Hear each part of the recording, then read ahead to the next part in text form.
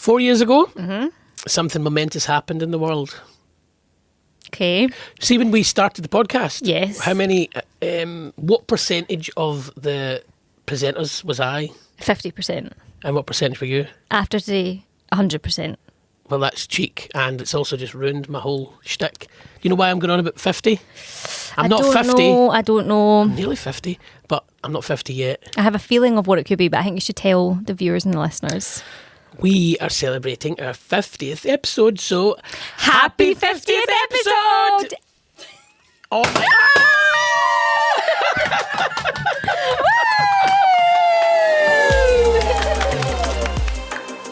That was a good transition, wasn't it? We had to do that. It got a bit crazy. Yeah, I know my heart is like still racing. Yeah, I'll take my glasses off. I should have had them on initially to protect myself. I know. That was quite violent. The office shook. Yeah, and it's everywhere. It's like you can't see the It's even in the lights up there. Yeah, we're going to need to do some health and safety. I'll take 50 episodes to clean this place up. Oh, 50 episodes though, that's pretty amazing. I know. I can't believe we've made it that far together. I know. I watched the other day thanks for that. Like, you've been dragging me the whole way. I watched the intro video we made. What is in like our announcement? Our announcement video. The one remember with Hollywood. Hollywood. And we should try and flash back to that. Yeah. Well, we clip can show it now. So you excited, Rebecca? What for? The podcast launched today. Cool. I knew the day the podcast launch it would change our lives. We'd help thousands of kids activity clubs with our tips and advice. And here I am now in Hollywood. Why do you sound like me? Because I'm happening in your head. Look! Yeah, I'm looking forward to it. Show a bit of enthusiasm.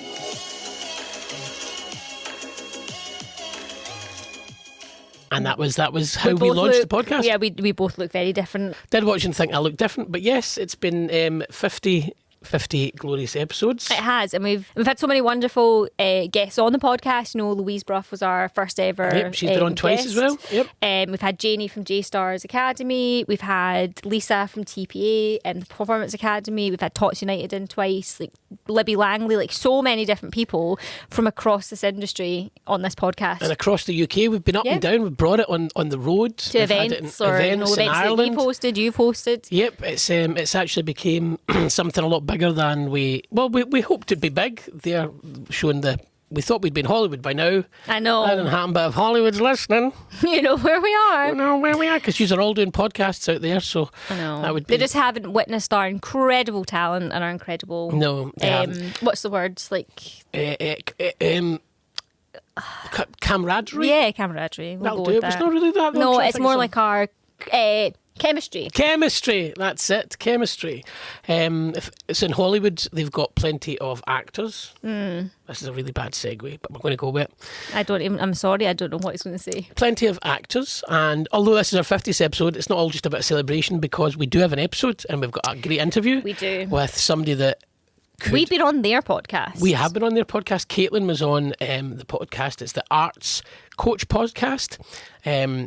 I think it was maybe about last August, September time. Yeah, I think she Joe, went down. And we said, Caitlin said to him at the time, Joe Greenslade, you'll need to come up and do the podcast with us. And he did. He did, and Caitlin interviewed him. It was not us. We thought it was right that she did it because she was interviewed, and we thought, do you know what, you go and interview Joe. You go, we're old now, we're 50-year-old. It's time we pass on the reins to some other folk at some time, isn't it? Yes, we did. That's exactly how I sound. That's exactly. Well, that was trying to do an impression of Rebecca, to be honest. But yes, Hollywood. Joe could maybe advise us on how to get into Hollywood with his arts. His arts. I mean, it's asking quite a lot of you, Joe, if you're watching or listening to this, but we believe that you can do it for us. And if it only has to be one of us, that's fine. We know who it'll be. Well, listen, we shall celebrate a little bit end of this, but shall we go to Joe Greenslade? I think we should, yeah. Caitlin for the 50th episode of In the Club. Enjoy! We are here with Joe, the arts business coach. Hi, Joe. How are you? Yeah, I'm good, thank you. How are you? I'm good, yeah. Good. You're up in Glasgow. It's actually sunny for once, so you should be honoured because really honoured. It wasn't last night. It's a rarity. No, well, no. But it's sunny today. Yeah. So, and you're in an office. So there we go. Yeah, thank you for having me, honestly. Yeah, no, really it's really great to have you. So For listeners who might not know, I actually came on your podcast last year. You did? It was last Yeah, summer down in thank you. London. Yeah. So now you're coming on ours, which is so exciting. Yeah, it's lovely. Yeah, it's really nice to be here. My first time in Glasgow. And yeah, I've been pleasantly surprised. It's lovely. Nice, yeah. Well, I mean, you've got the best of it today if it's in the sun. So Yeah, everything exactly. always looks nicer in the sun. But yeah. Have you been to Scotland before? Or? Yeah, I've been to Edinburgh, the Fringe. Nice, And I went there yep. on a stag do as well. Oh, So two today's- separate occasions. Otherwise, that would be a very cultured stag yeah. do. So today's very different to the last time I visited Scotland. But yeah, I got the train up yesterday and yeah, it's great. I think me and my wife will definitely visit here again, 100%. Nice, good. I'm glad you're having a good time so far. So I suppose just if you could maybe tell us a little bit about yourself, about your journey, how you got to where you are now, that kind of Sure. thing, just for our listeners. Yeah, no problem at all. So yeah, I used to be an actor back in the day, and I used to teach drama, and then I went from teaching drama to running my own performing arts schools, which I started with 0 students and then built those up from 0 to 500 students. Oh. Yep. And then I sold those businesses, and then I went on to work for Stagecoach, which I'm assuming most people have heard of. And now I coach performing arts and after school club owners on how to basically grow and manage their business. Yeah. And so you've really kind of done everything within the performing arts space. Yeah, They're like, definitely. Yeah. yeah, the acting and then the kind of backstage teaching, all of that. So Exactly. Yeah. Was there kind of a moment, I suppose, where you were like, this is what I want to do? Yeah, I think so. I've been doing it for so long. I was, running the schools for I think I've been doing it for like 17 years now, and I was like, what feels like the next natural step? And I sort of started doing it when I was at Stagecoach, in a way, influencing and coaching others to do it, and yeah, it just felt like the next natural step, I suppose, really. And I love coaching, and I love teaching people, and I love the industry as well. Like, I love performing arts. I've been doing it since I was 7 years old. Oh. I used to go to drama school when I was 7, and I loved it, and I know the benefits of it. Yeah. So, if I can help others to give, that to thousands of children all over the country, then yeah, that's my mission, basically. Yeah, no, I think it's such a lovely industry. It's just so supportive, and not even with the kind of actually performing, but like improving confidence in young children and stuff. Exactly. It's for me, it's a non-negotiable. I just think it's such an important thing, and I think every child needs it. Especially these days where everything is all online, and to go into a classroom and put your phones down and learn how to sing or dance or act is just the best. So, and just moving about as well. Exactly. Healthy and fit, all those things. Yeah, there's so many benefits, and I'll never stop loving performing arts, basically. Yeah. So over that is kind of 17 years, I suppose, that you've been teaching within the space. How have you kind of noticed the industry change, or like kind of teaching change? Well, I don't know if teaching has changed, to be honest with you. I feel like a good lesson now is still a good lesson then is still a good lesson now. But the industry is from a business owner's perspective has definitely changed, because it's just got very techy recently, and AI, and I've had to really upskill what I know about the last year, and it's quick, so it's forever changing really, really quickly. So yeah, I feel like from a business owner's perspective, there's a lot of technical tools that we can use now to make the customer journey better. Yeah, I suppose that kind of mirrors a lot of other industries as well. Yeah, definitely. Not just ours. Yeah, definitely. So, brilliant. So I suppose obviously you kind of work with a lot of different schools. What would you say is like a common theme between schools that that grow the fastest, I suppose, or not necessarily the fastest, but maybe have the strongest foundations for growth? What have you kind of seen? That's a good question. I feel like those that are consistently growing just understand the importance of marketing. Yeah. And you just can't ignore it, you No. know. And a lot of us, I think, a lot of people come to me, I think they want, you know, quick answers, and there's no quick answer. Yeah. You know, there's not a pool of students hiding, you know, for me to go, here they are. You know, you've got to put the effort into Yeah. marketing, unfortunately, and you've got to find a way, I think, of to enjoy it. And those school owners that get that and put the time and the effort and the money in Yeah. are just, you know, are flying. Yeah. Yeah. No, I think that's so important, because it is you could be the best school ever, Yeah. but then if you're not telling other people how great you are, then Exactly. people aren't going to know Yeah, to come. exactly. So it's like building that hype. Yeah, Yeah. definitely. And also, you know, those that are, for me, another common trend would be people that are willing to adopt and change and learn new skills. I think, you know, some people are still stuck in the old ways a little bit and Yeah. not willing to embrace all the amazing new I mean, look, we're doing a podcast here today. You know, podcasts are quite new and current, and you know, you've got to embrace what's happening in that marketing world, otherwise you're going to be Yeah. you know, left behind, I think. And I suppose as well, and we spoke about this a bit last year when I was on your podcast, but Yeah. kind of just mirroring what other places are doing as well. Like, Yeah. because at the end of the day, it's a business, you're offering a service, a good. So it's like, what are other businesses, other industries doing? And it's making sure, like, for example, even if just paying on your phone or that kind of thing, Yeah, definitely. it just mirrors what other places are doing. 100%. You've got to keep your ears to the ground. That's the word, I think. Yeah. Yeah, and be aware of, you know, what other people are doing successfully, and try and adopt that to your own business. Yeah. Yeah. Okay. And then just kind of on that growth point, do you think that there's a point where actually growth can then kind of like create problems? So like, what are maybe some of the biggest mistakes you kind of see around that? Yeah, I feel like, you know, people that grow and take on a lot more students, that's going to mean a lot more work, right? You know, if you take on an extra 100 kids, that's another 100 students, that's going to mean more work for you and your team. And, you know, you've got to have the systems or the staff in place to be able to handle that, because there's going to be, you know, more, not necessarily complaints, but more things that you've got to deal with. So, you know, if you are going to grow, my suggestion would be make sure your house is in order first, and that all your systems are correct and your staff are happy and all those sorts of things before you go on to the next level. Yeah. Otherwise, you're going to burn out. And it happened to me when I was growing. You know, I went from 100 to 200 to 300 students, and I was doing it all by myself, no systems, everything was coming through me.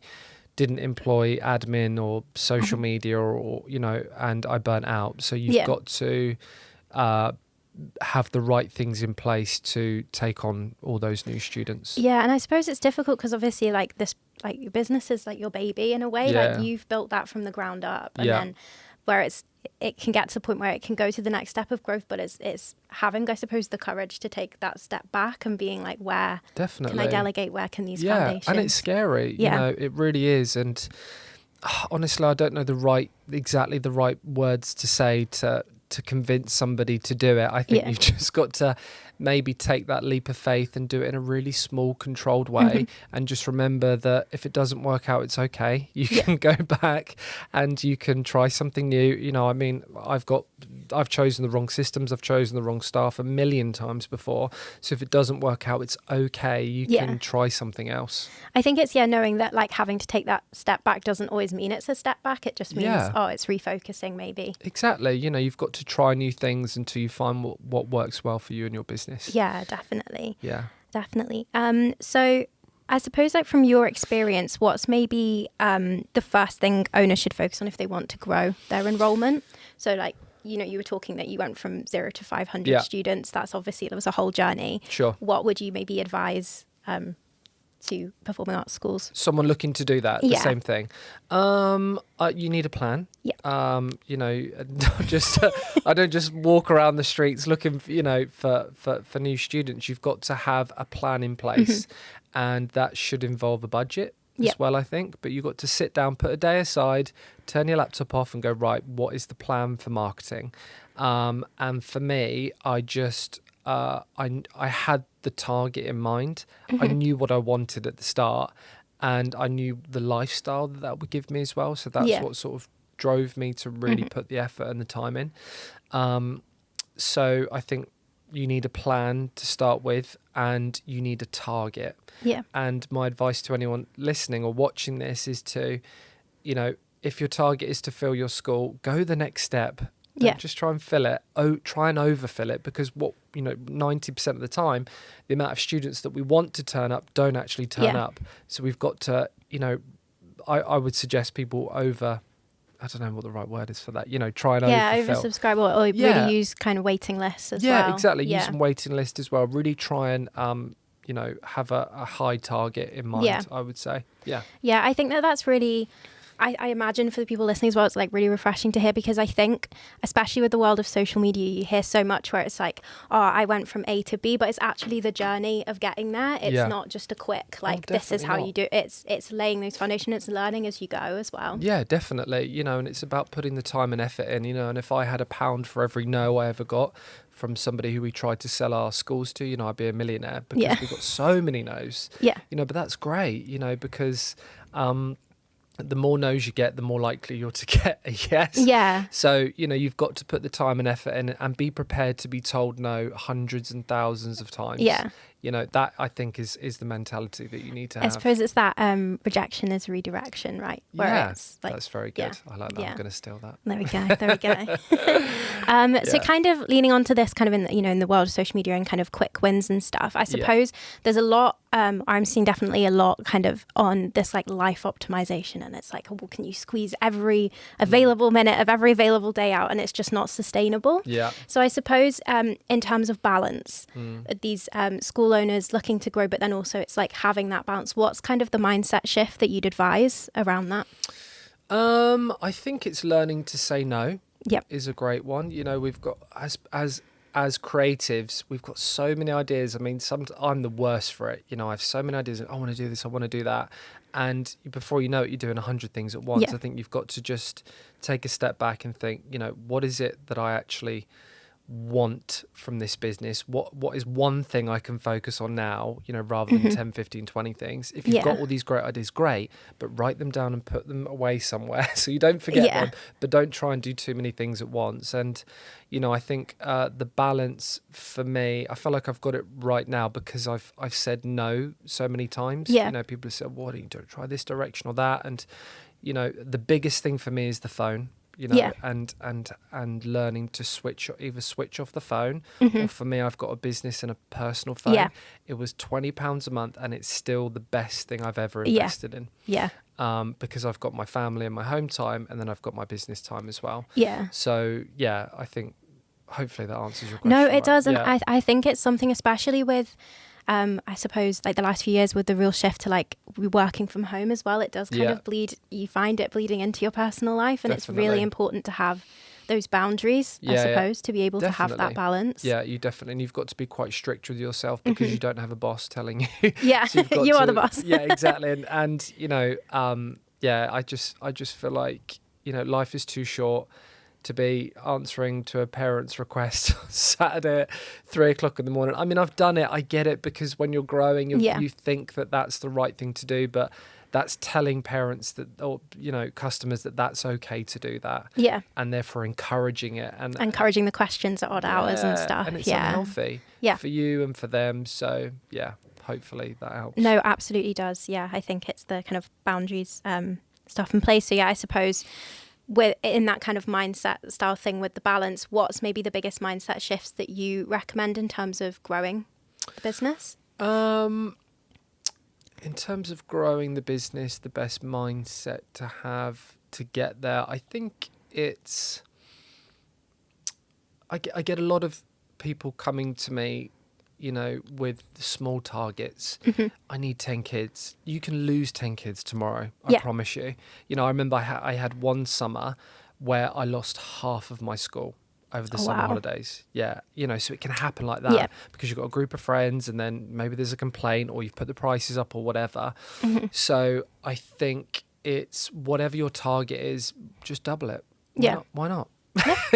What's the worst that could happen? It's a target. It's fine. Exactly. You're going to end up with more students, which means more money and more, but to invest back into your business and for cash flow and all those sorts of things. So I think having a bigger target definitely helps.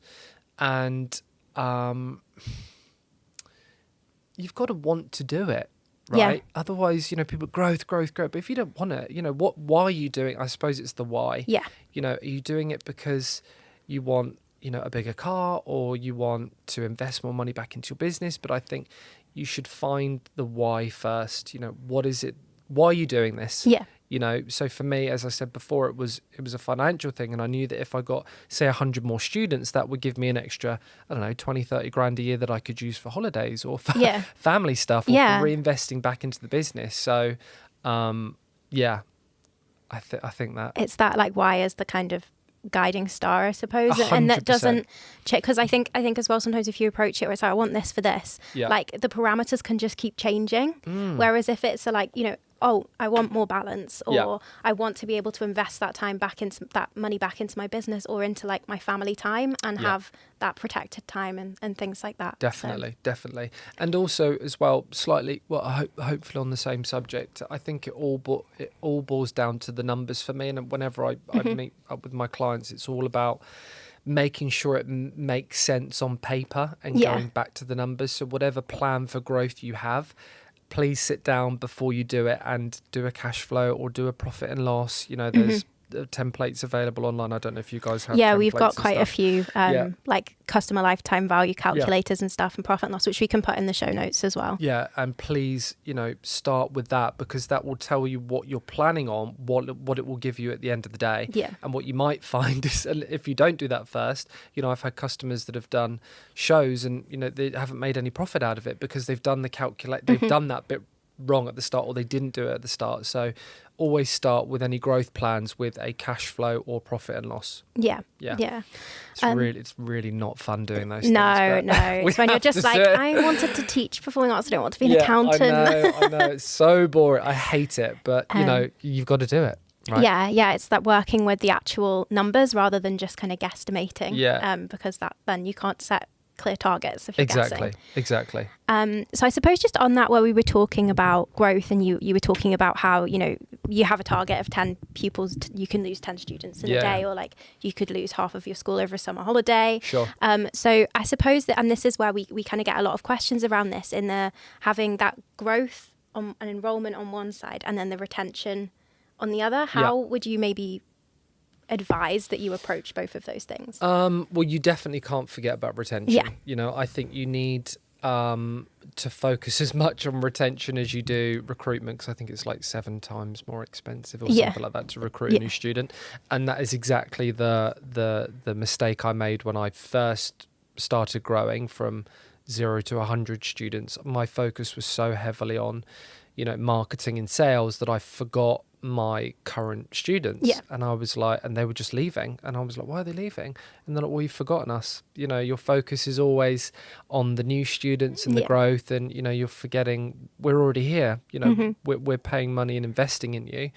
So I think school owners, when they are running their business, you need to put that time aside to focus on what else can we do to keep our students, what new and exciting things. And I think that's a really important one as well, is that a lot of people just tend to do the same thing year in, year out, and that's, for me, that's a bit boring. And if you're bored, your parents will be bored and your students will be bored. So I suppose this is for anyone who's watching, put a day aside over summer holidays. It's perfect opportunity to do it. A day aside with your team and come up with new ideas on how to retain your kids next year. Even I suppose if it's like you can do like workshops in the summer holidays and just things like that, where it's what's a bit different, or we always say as well, look at like what's topical. So like I don't know, like last year when there was Wicked was out, that was a big thing, and it was like, could you do something around that? Or, definitely. It's just about sharing ideas, right? And a lot of successful school owners I work with, they love new ideas and they embrace them, they do them. It's about taking that idea and just running with it, and if it doesn't work, it's okay. I'm not asking people or advising people to spend a huge amount of money on these things, because you can do them really cheap. There's like fancy dress days and costume dress up days as an example. It doesn't cost you anything, but your students love it, and it's new and it's exciting, and so yeah. I suppose that's like, when you were at school and then you got to have like a non-uniform day, Yeah, and then suddenly exactly. school was so exciting. Yeah, Even though it was school. Yeah, You were I know. just- I know. It's amazing. I wish we could do a fancy dress day, but it's definitely a case of just again giving it time, giving Yeah. it the time it needs. Yeah. And I suppose this kind of leads into the next topic I wanted to look at, which is prices. So Okay. there's a lot about like we hear a lot with people when we're kind of on the ground at events and speaking with prospects and customers is they feel very awkward around raising prices. Okay. And I think especially at the moment with the cost of living and everything is going up. Yep. So I suppose what would be your advice to people who are like looking to maybe they probably need to increase their pricing, but they're Yep. feeling really awkward about it? It needs to be a yearly thing. Yeah. And that's it. Yeah. I feel like if you put it off for 1 year, you're going to put off again and again, and all of a sudden you've got to put your prices up by £5-10 a month, more a month, and that is going to annoy people. Yeah. Whereas if you make it just part and parcel of your yearly annual thing, that you put your prices up slightly, in line with inflation or whatever, but your venue prices are going up, your teachers are charging you more, your subscriptions are going up. So if you don't do that, the only person who's going to suffer is going to be you. Yeah. So I think I use this phrase a lot, rip off the plaster. So rip off that plaster and get it done. This August and September is the perfect time. Yeah. So I'll be getting those communication letters out now about you putting your prices up. And there's ways of communicating it where it doesn't sound terrible. Yeah. You can break it down weekly, so it's going up by £1 a week or whatever it is. Yeah.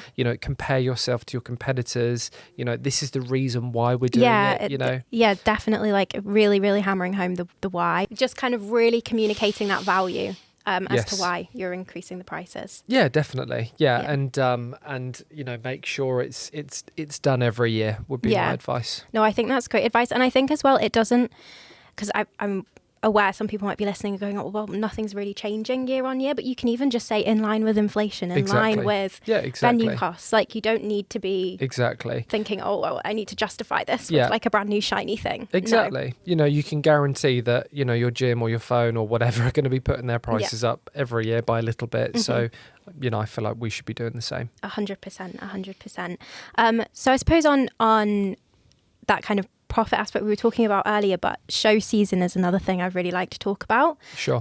So we get a lot of when it kind of comes down to show season, a lot of people going like, how do I make a profit on my show? Or they're not necessarily even breaking even. It's the same we kind of see with camps and workshops as well.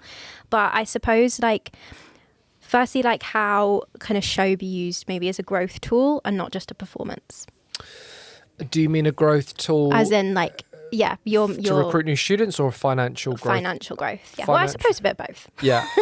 I mean, shows can be incredibly profitable, and most people that I work with are seeing a profit on their shows. So again, it boils down to the profit and loss, and sitting down and figuring out how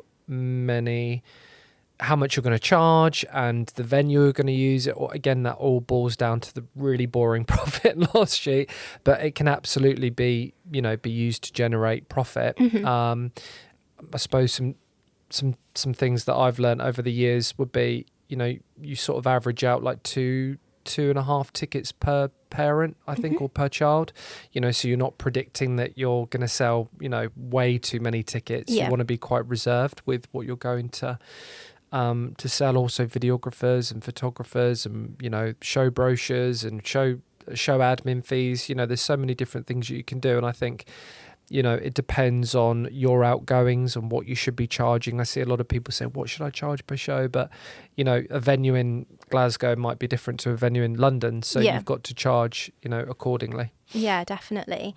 So kind of on the back of that, what's maybe that you've kind of seen almost a number one stress around show season where people get really, oh gosh, I'm overwhelmed. What do you think is maybe a number one cause of that? Well, I actually still do run my own schools and I've got a show in a few weeks. It's still stressful.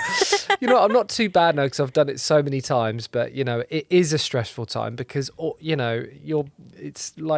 it's the time of the year where everybody says show us what you've got. So you've got to be on point with it. But I think the biggest stress with that I see is probably costumes. Yeah. I'd say is a big one. Bopper, licenses, chaperones. So I think for me, plan your show a year in advance. Yep. And get everything organised and done 6 months before the show. Yeah. I see so many last calls for chaperones and costumes Yeah. and problems because they're leaving it, because school owners are leaving it to the last Yeah. minute. So if you're about to do your show now, start planning your next show in August. Get the venue, start the chaperone process. Yeah. Because it can take months for councils to, to get that application through or whatever it is. The licenses. And with costumes, I think there's so many different ways you can do costumes. You can rent, you can buy, you can do your own, you can do show T-shirts. I think for me, when I'm doing a big show and you've got hundreds or thousands of parents coming to watch, I want to keep my life easy. Yeah. So I simplify things so parents do most of the work themselves rather than us. So they go and do their costumes themselves, or they go and buy their show tickets themselves. We use Ticket Source, but I know there's Ticketmaster and all those sorts of different softwares to use. But, try and not have everything come through you. Parents want to self-serve. They want to be able to do it themselves in the click of a button. They don't want to have to wait for you to respond to them because you're on holiday on the weekend or whatever. Yeah. So for your next show, try and, streamline it, or try and think, how can I make my life a little bit easier for next year? Yeah, I suppose it links back exactly. It's a very nice full circle moment there, but what we were saying at the beginning of the episode in terms of like having those foundations in place. Yes, yeah, definitely. Yeah, you need to constantly be thinking, and I'm always asking myself, sorry. I need to drink No, water. it's okay, go for it. What can I do? So say I'm doing something over and over again. Yeah. How can I automate this first or delegate it? Yep. So, if an inquiry is coming through you and involves you doing something every single time, can I use technology to automate that? Whether it's, Class for Kids CRM system or Zapier or whatever it is you want to use, how can I use tech to automate it? If not, can I delegate this to another member of my team? Because as you grow, that is just going to get more and more and more, and then you're going to burn out. And also it's a smarter way of working, right? It is, Rather than just doing the same thing over and over again. The most common ones I see, I think, are, people responding to parents and not having automated replies or templates saved. It's the basic things.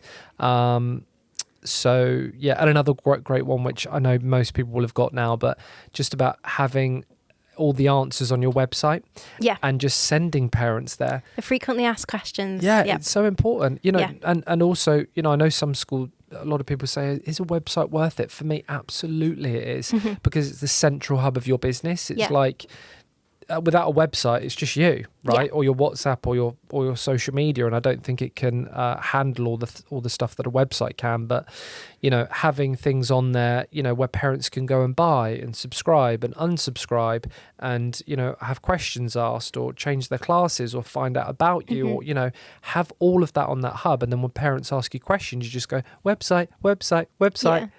And then the website does it all for you. So hopefully that's helpful. No, definitely. And I think it's a case of looking and going, the website I think helps with the growth in so many different ways, because it gets rid of that friction. I suppose, like if I was looking for performing arts classes in the area for my child, I might be like, I'm not actually finding any of the answers I need to anything here. Like I'm having to go through like 2-year-old highlights on social media to try and find answer. Whereas it's like landing on, and then it might be they go, oh, well, I looked at that website, a month ago, and actually let's go in and book from that. And it's just, Yeah, exactly. Yeah, helps. I agree. Yeah.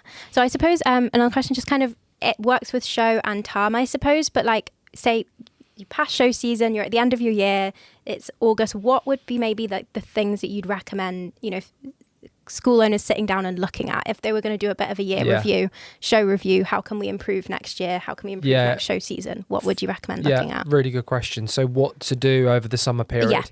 First of all, give yourself a break. Absolutely. Really, really important. Yes. Turn the phone off. turn your phone off for at least a week or two, and just, you know, don't respond to anyone. You deserve it. So I really want to stress that. Absolutely. Then the things I would be looking at over the summer would be, I mean, we should be doing our summer marketing plan now, or before now. So if you haven't done that already, get that done now. Yep. And then for the summer, you want to be planning next year's show. You want to be planning your calendar. So for the year ahead. So what are we doing in September, October, November, December, whatever. There should be something going on in your business every single month, because if not, parents will get bored and go elsewhere, in my humble opinion. So you need to plan what you're going to do, communicate that with your team. I'd be arranging team meetings so we can organise and, you know, figure out what we're going to do, what can we do better, figure out your marketing plan for the next term. And what else? Yeah, I think just, you know, where do you want to be at the end of next year? Do you want to double your student numbers? And one thing I've always done, and I think has helped me get, you know, be fairly successful with what I've done over the years, is share your targets with your team. Because then you're, you know, it's otherwise it's just you on your own.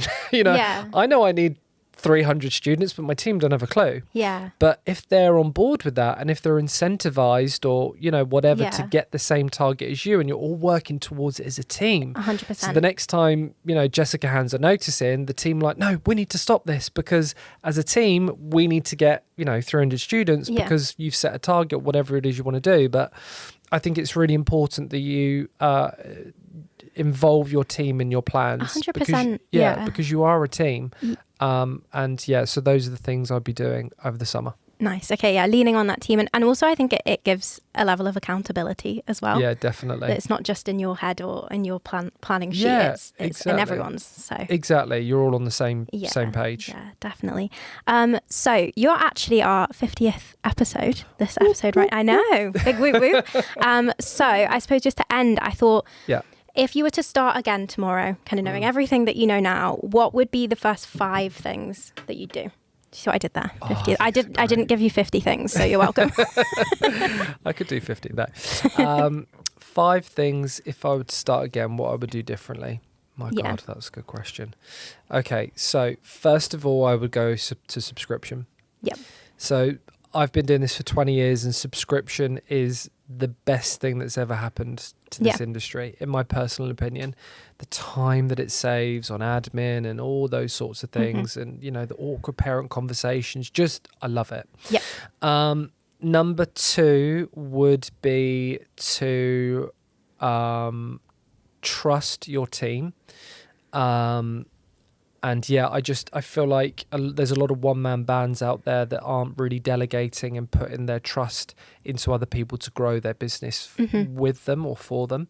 So I would do that differently. I would trust people more to be able to do the job, because they absolutely can. And when they do it, oh my God, it's the best feeling ever. Yeah. Number 3, oh my God, you're putting me on the spot. I know, I'm sorry. The third thing I would do differently is I would really think about every location that I open. So before I just, you know, I opened this school hall is available, I'll go there.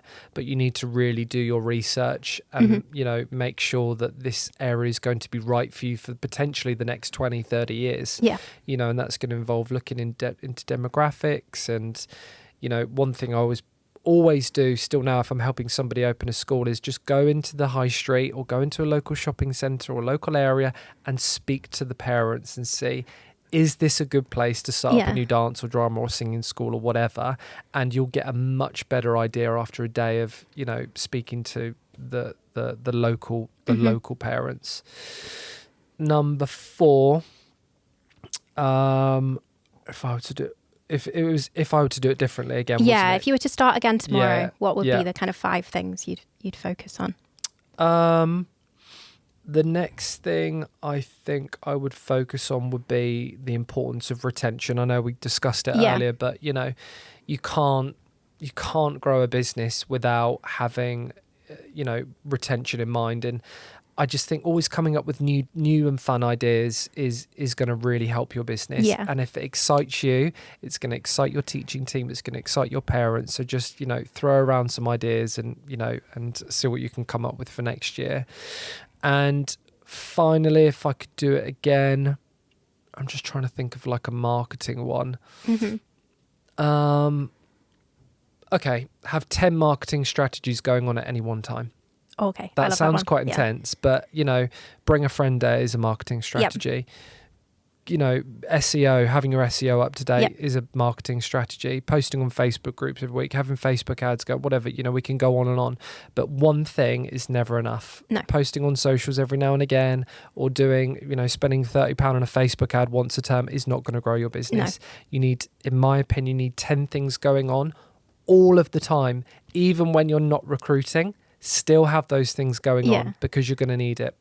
No, I love that. That was brilliant. No Thank you so much, Joe. So if our listeners want to find you, they want to learn more about your coaching, they want some more nuggets of information, where can they find you? The Arts Business Coach is the Instagram page. So hopefully, they should get in touch. Yeah, definitely. Thank you so much. It's been great having you. Thanks, Caitlin. Thanks. Yeah, great to be here. Thanks, guys.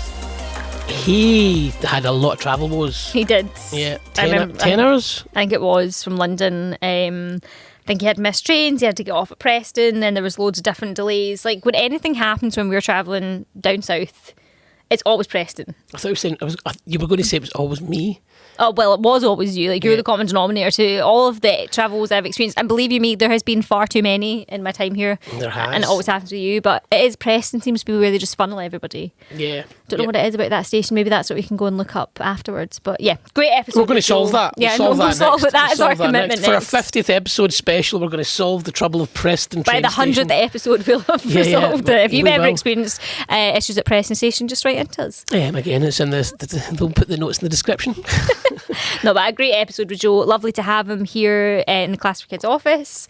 Lovely to return the favour of having him on our podcast when he had us on his, and lots and lots of information that him and Caitlin unpacked. And he's so privileged to have arrived for the 50th podcast. He didn't even know until we told him, and he was like, what? In fact, I don't think we knew until we told him, and we were like, what? I know, it was what? It was really good to have him with us. Well, I hope we do another 50. I think we've got it in us. I think we've got it in us. I think the momentum's back now. It is. We're sorry. We've not been very momentous of late. But you don't need to apologise. These people are getting this for free. You guys should be grateful.